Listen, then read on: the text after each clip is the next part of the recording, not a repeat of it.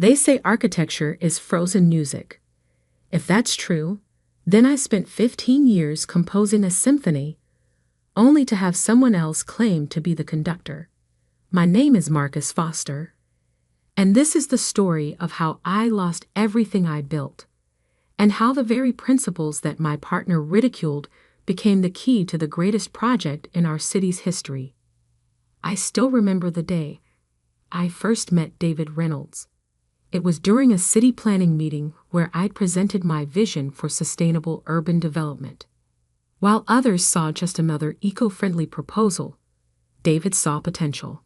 He approached me afterward, designer glasses perched on his nose, exuding the confidence that only old money could buy. Your integration of historical elements with modern sustainability is fascinating, he said, extending a manicured hand. Have you ever considered partnering with someone who could help scale your vision? At 32, I had already made a name for myself in sustainable architecture, but my small firm struggled to land the major projects that could truly showcase my ideas. David, with his connections and family name in real estate development, seemed like the perfect partner. If only I'd known then what that partnership would cost me. The early years of Foster and Reynolds Architects were everything I dreamed of. David's connections brought us high-profile clients, while my designs won us accolades. We grew from a team of 5 to 50 in just 3 years. Our office, once a modest studio in the Arts District, now occupied the entire 20th floor of a downtown high-rise, one I'd redesigned myself. Marcus, your attention to historical preservation while incorporating cutting-edge sustainability features is remarkable, Clara Martinez, the city's head of urban development, told me after we completed the renovation of the historic Grand Theater. It's rare to see someone balance progress with preservation so beautifully. That project had been particularly special to me.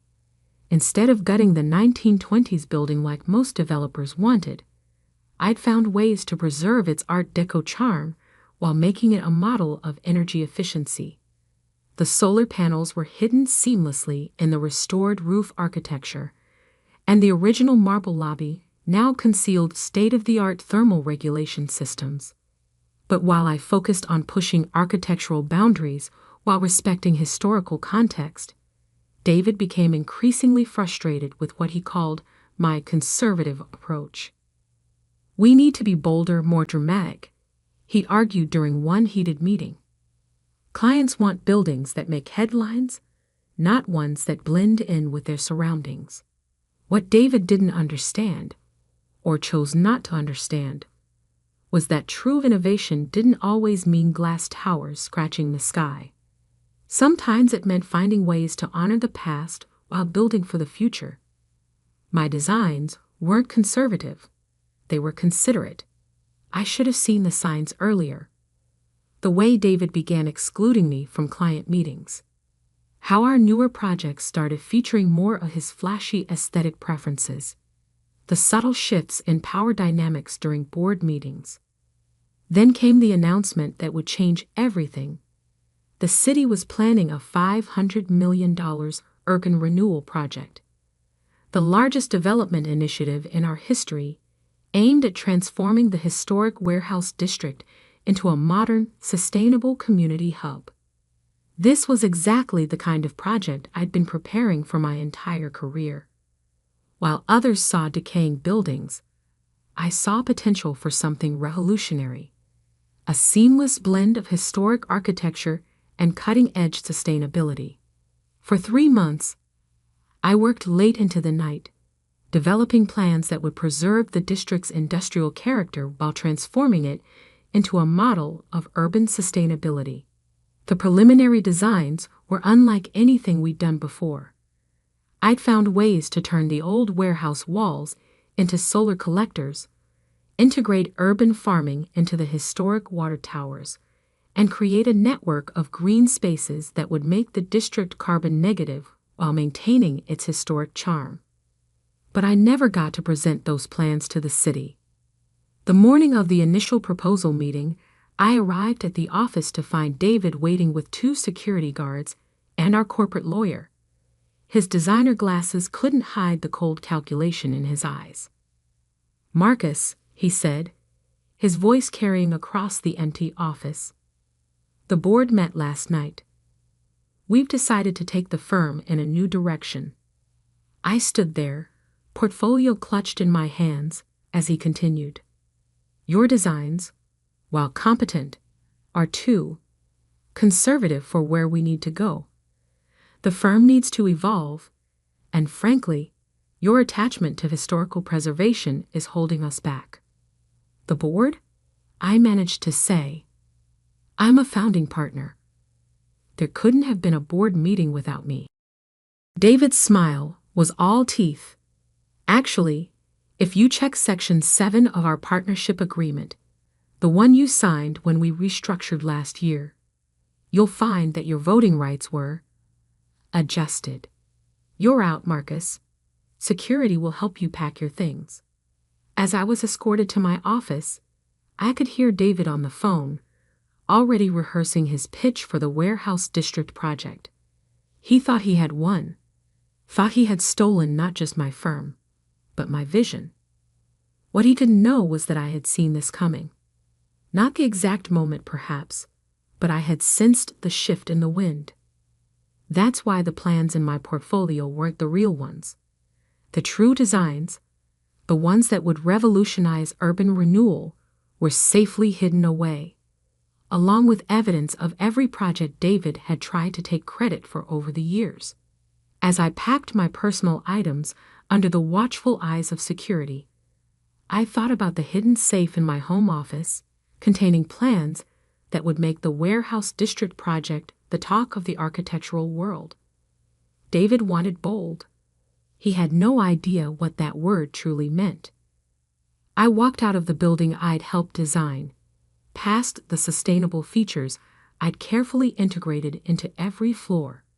Tomorrow, when the city opened the project for bids, David would learn that true innovation doesn't always announce itself with glass and steel fanfare.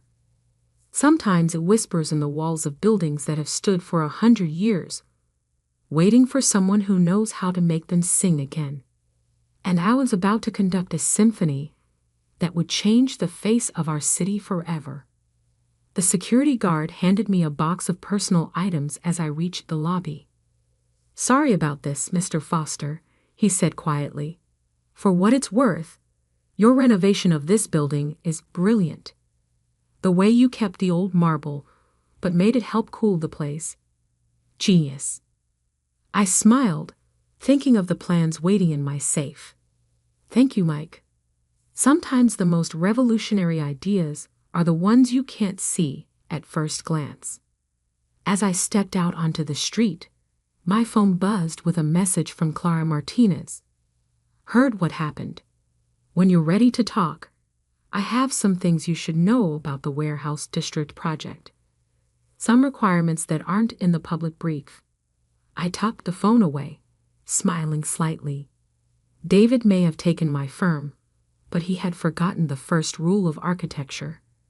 The strength of a building isn't in its facade, but in its foundation. And I had spent 15 years building foundations in this city that went far deeper than he could imagine. Tomorrow would be interesting indeed. The morning after my forced exit from Foster and Reynolds, I sat in my home office, surrounded by the architectural awards we'd won over the years.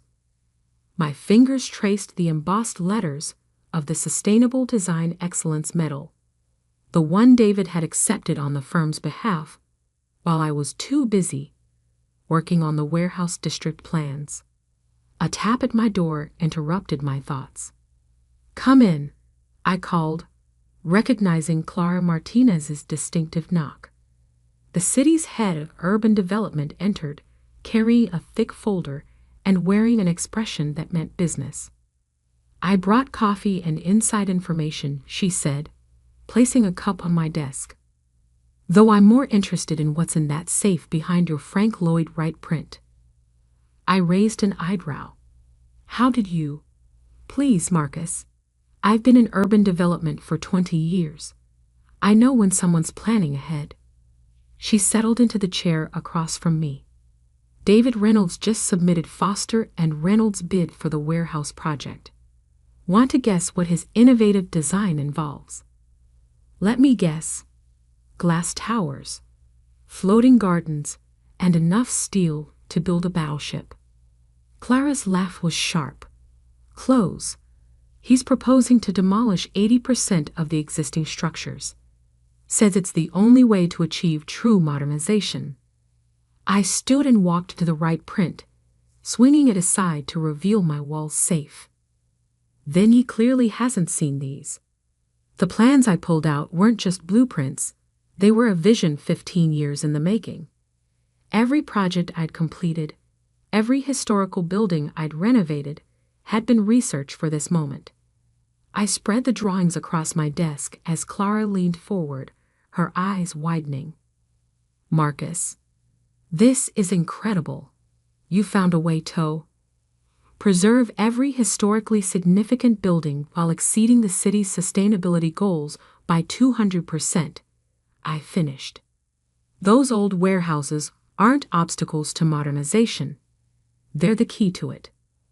I pulled out more documents, structural analyses, material studies, energy calculations. The brick walls of those warehouses, perfect thermal mass for passive heating and cooling. The old water towers, ideal for rainwater harvesting and vertical farming. The iron frameworks, ready-made support structures for solar arrays and wind energy systems. Clara studied the plans intently.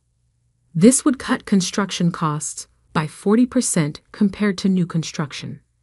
The Historical Preservation Committee would approve it instantly. But she hesitated. Foster and Reynolds owns your work. David will claim these are company property. I smiled, pulling out one final document. Check the dates on those drawings. I completed the core designs 3 years ago, before the last partnership agreement. I registered them with the Architectural Copyright Office under my personal name. David doesn't own these. I do. And the new designs he's claiming to have developed. Every innovation he's presented in the last year.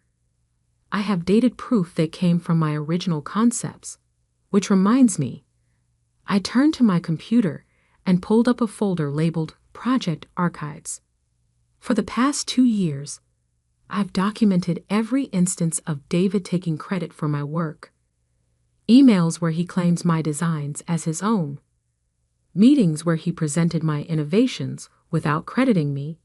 Even security footage from the office showing him taking files from my computer after hours. Clara whistled low. You've been preparing for this. I learned long ago that true architectural innovation isn't just about design. It's about foundation. David was so busy looking at flashy facades that he never bothered to check what I was building beneath the surface. Just then my phone buzzed. A message from Tom Jang, my former head of sustainable systems. David's in full panic mode. The sustainability metrics in his proposal don't add up, and the Historical Commission is asking questions he can't answer. Clara stood, gathering the plans carefully. The city's hosting a public forum on the warehouse project next week. All qualified architects can present alternative proposals. She paused at the door. The Historical Commission, Environmental Council, and Urban Planning Board will all be there, just in case you're interested. After she left, I spent hours refining my presentation. The plans were solid, but I needed more than just superior design to win. I needed to expose David's pattern of theft while presenting an alternative that was undeniably better. My phone kept buzzing with updates from former colleagues. David was scrambling, trying to justify his demolition-heavy approach. The Historical Commission was pushing back hard, and environmental groups were organizing protests against the destruction of the historic district. Late that night, as I reviewed the final details of my proposal, I received an unexpected email from David himself. "Marcus, perhaps we were hasty in our recent decisions. Your experience with historical preservation could be valuable for the warehouse project. Would you consider a consulting role?" David. I smiled, thinking of the presentation I was preparing. David wasn't offering an olive branch. He was trying to get legal access to my designs. What he didn't realize was that the biggest threat to his plans wasn't in my blueprints. It was in his own actions over the past year. The next morning, I had meetings with 3 different architectural firms, all interested in partnering on my warehouse district proposal.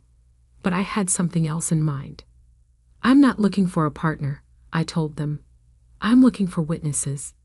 Each firm had worked with Foster and Reynolds over the past year. Each had seen David present my designs as his own, and each had kept records, emails, meeting minutes, project documents, proving who the real innovator was. By week's end, I had assembled a coalition of the city's top architectural talents, all willing to testify about David's pattern of design theft. But more importantly, each brought unique expertise that would strengthen my warehouse district proposal. Sarah Chen from Green Park Solutions would oversee the vertical farming integration.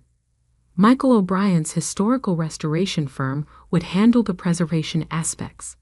And Maria Rodriguez, whose sustainable energy company had worked on my past projects, would implement the renewable systems. Together, we spent the weekend refining the presentation, ensuring every detail was perfect. My original designs were already revolutionary. With their added expertise, they became undeniable. The night before the public forum, I received another message from David, this one less cordial. "Whatever you're planning, remember who has the resources to fight a legal battle. Don't do anything foolish." I thought about the thick folder of evidence in my safe, the testimonies from industry leaders, and the dated blueprints that proved every innovation he'd claimed was mine. David had resources, yes, but I had truth and a design that would change our city forever. Tomorrow, at the public forum, David would learn what true architectural innovation looked like, and it wouldn't come with a glass facade or a steel frame. It would come with the weight of history, the power of sustainability, and the undeniable proof that the best designs don't always shout. Sometimes they whisper from within 100-year-old walls, waiting for someone who knows how to make them sing. I closed my laptop and walked to the window, looking out over the warehouse district. In the fading light, those old buildings stood like silent sentinels, their brick walls holding a century of stories. By this time tomorrow, they'd be holding the future too. The stage was set. The foundations were laid, and I was about to show David Reynolds what conservative design really meant. The City Hall auditorium buzzed with anticipation on the morning of the public forum. Developers, architects, preservationists, and community leaders filled every seat. I sat quietly in the back row, watching David Reynolds stride confidently to the stage for Foster and Reynolds' presentation. "Ladies and gentlemen," he began, his designer glasses catching the spotlight. "Today I present a vision that will transform our warehouse district into a beacon of modern architecture." The massive screen behind him lit up with renderings of glass towers and elevated gardens, exactly what I'd expected. I glanced at Clara Martinez, who sat with the city council. She met my eyes briefly, her expression neutral, but her slight nod speaking volumes. "By removing these outdated structures," David continued, gesturing to photos of the historic warehouses, "we make way for true innovation. Our design will—" "Excuse me," an elderly woman in the front row interrupted. Rose Thompson, head of the Historical Society. Are you suggesting the complete demolition of buildings that have stood for over a century? David's smile tightened. Sometimes progress requires bold choices, Mrs. Thompson. These buildings, while charming, cannot meet modern sustainability requirements without. Actually, another voice cut in, those buildings have excellent thermal properties. Michael O'Brien, my historical restoration partner, stood up. Their brick construction and existing framework could be integral to any sustainability solution. I watched David's confidence waver slightly as more experts in the audience began questioning his assumptions. The sustainability metrics in his proposal didn't add up. The construction costs seemed unnecessarily inflated. The energy efficiency projections appeared overly optimistic. Perhaps, David said, his voice strained, some elements could be preserved. We have consulted experts, like your former partner? Someone called out. The one who actually designed your last 3 innovative projects. The murmurs in the room grew louder. I could see David scanning the audience, finally spotting me in the back. His eyes narrowed. Marcus Foster's contributions to the firm were appreciated, he said carefully, but the innovations you're referring to were team efforts, developed under my leadership. That's not what the Copyright Office records show. Clara Martinez's voice cut through the chaos. She stood, holding up a folder. We've received some interesting documentation regarding the true authorship of Foster and Reynolds' recent designs. David's facade cracked. Those documents are company property. This is corporate espionage. Actually, I said, standing slowly, they're my personal work, registered before our last partnership agreement, just like the real warehouse district plans. The room fell silent as I walked toward the stage. David's face had lost its practiced charm, replaced by barely contained panic. What real plans? The city council chairman asked. I pulled out a USB drive. May I? David tried to block my path to the podium. This is irregular. Foster and Reynolds has the floor. Mr. Foster is a qualified architect with a registered proposal, Clara interjected. According to forum rules, he has the right to present. As I connected my drive to the presentation system, I smiled at David. You always said I was too conservative, too focused on preservation. Let me show you what real innovation looks like.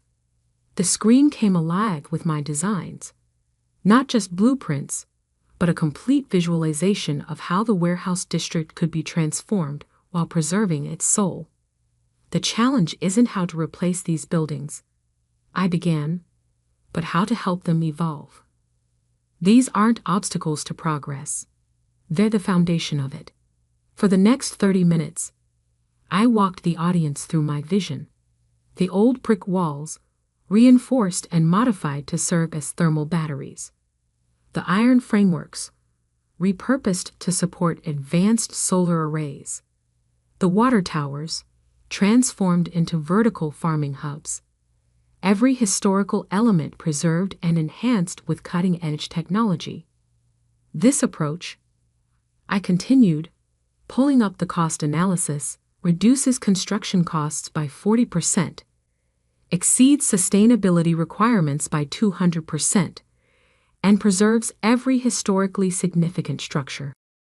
But more importantly, it creates something unique, a living bridge between our past and our future. The audience was transfixed. Even David had stopped trying to interrupt, staring at the projections with a mix of rage and realization. Of course, I added, some might wonder why these innovations weren't included in Foster and Reynolds' proposal, especially since similar concepts appeared in their recent projects. I clicked to the next slide, showing side-by-side comparisons of my original designs and David's claimed innovations. Fortunately, I've maintained detailed records of my work's development, and I'm not the only one, I gestured to the audience, where my coalition partners stood one by one. Sarah Chen detailed how my vertical farming concepts had been presented as David's work. Michael O'Brien confirmed my authorship of the historical preservation techniques. Maria Rodriguez verified my sustainable energy innovations. "This is absurd," David sputtered, but his protest sounded hollow even to him. "These designs belong to the firm." "Actually," Clara Martinez interrupted, "the city's legal department has reviewed Mr. Foster's documentation. The intellectual property rights are quite clear." She turned to the city council, as is the pattern of misappropriation. The chairman cleared his throat. "Mr. Reynolds, in light of these revelations, Foster and Reynolds' bid for the warehouse project is suspended pending investigation. Mr. Foster, the council would like to schedule a detailed review of your proposal." David stormed off the stage, but I barely noticed. I was too busy answering questions from excited council members and community leaders. My coalition partners were already discussing implementation details. The Historical Society representatives were practically crying with joy. Hours later, as the auditorium emptied, Clara approached me. "Congratulations, though I suspect you knew how this would play out." I smiled, watching the sun set through the building's historic windows. In architecture, like in life, the strongest structures are the ones built on truth. David never understood that. Over the next year, the warehouse district transformation became a model for sustainable urban renewal worldwide. The project won numerous awards, but more importantly, it proved that progress doesn't have to erase history. Foster Sustainable Design, my new firm, quickly became known for innovative preservation projects. David Reynolds resigned from the company he tried to steal, his reputation in shambles after multiple clients came forward with similar stories of theft and deception. The old Foster and Reynolds building was eventually sold. The new owners hired my firm to redesign it. A delicious irony. We preserved its historical elements while making it one of the most sustainable structures in the city. Sometimes, late at night, I walk through the warehouse district, now a vibrant community hub. The old buildings stand proud, their brick walls housing cutting-edge technology, their historic character enhanced rather than erased. Solar arrays gleam on restored iron frameworks, and the transformed water towers burst with vertical gardens. It's a symphony of old and new, proof that true innovation doesn't always mean tearing down the past. Sometimes it means building on it, strengthening it, helping it evolve. Recently, a young architect interviewed me for a professional journal. "Your designs are revolutionary," she said, "but they're so subtle. How do you balance innovation with preservation so perfectly?" I thought about David, about his obsession with flash over substance, and smiled. "The best designs don't need to shout," I told her. "They just need to work." And sometimes, the most revolutionary ideas are the ones that respect what came before. As I left the interview, my phone buzzed with a message from Clara. The city was planning an even bigger renewal project, this time focusing on the historic downtown district. The message ended with a question. "Ready to make history again?" I looked up at the warehouse district's restored water tower, now a gleaming beacon of sustainable urban design, and smiled. In architecture, as in revenge, the best plans aren't about destruction. They're about transformation, about taking what exists and making it better, stronger, more than anyone thought possible. David had called my designs conservative because he could only see the surface. He never understood that true innovation often lies in the foundations, in the careful integration of past and future, in the quiet strength of buildings that have stood for 100 years, and will now stand for 100 more. My phone buzzed again. Another message from Clara. Planning meeting tomorrow. Bring those revolutionary conservative designs of yours. I texted back a quick reply. Some people build glass towers that reach for the sky. I prefer to build bridges between yesterday and tomorrow. After all, that's what real architects do. We don't just design buildings. We design futures that honor the past. And sometimes, if we're very careful and very lucky, we get to prove that the best way to move forward isn't always to tear everything down. Sometimes it's about seeing the strength in what already stands and helping it rise to new heights. David never understood that. But then again, he never really understood architecture at all.